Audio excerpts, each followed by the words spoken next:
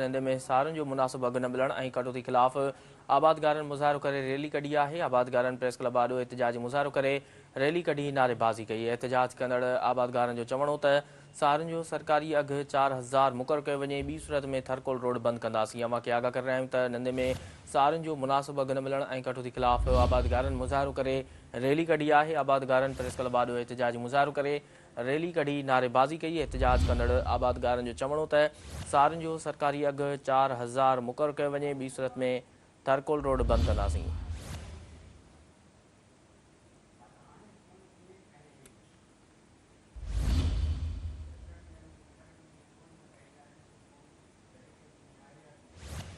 नंदे में सारनि जो मुनासिब अघु न मिलण ऐं कटौती ख़िलाफ़ आबादगारनि मुज़ाहिरो करे रैली कढी आहे। आबादगारनि प्रेस क्लब आॾो एहतिजाजी मुज़ाहिरो करे रैली कढी नारेबाज़ी कई।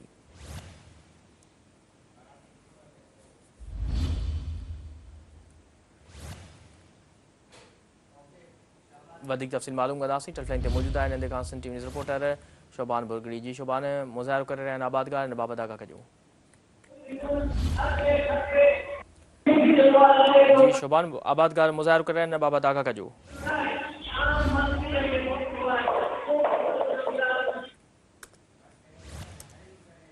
जी शोभान, एहतिजाजी मुज़ाहिरे जे हवाले सां आगाह कजो। शोभान, एहतिजाजी मुज़ाहिरे जे हवाले सां आगाह कजो।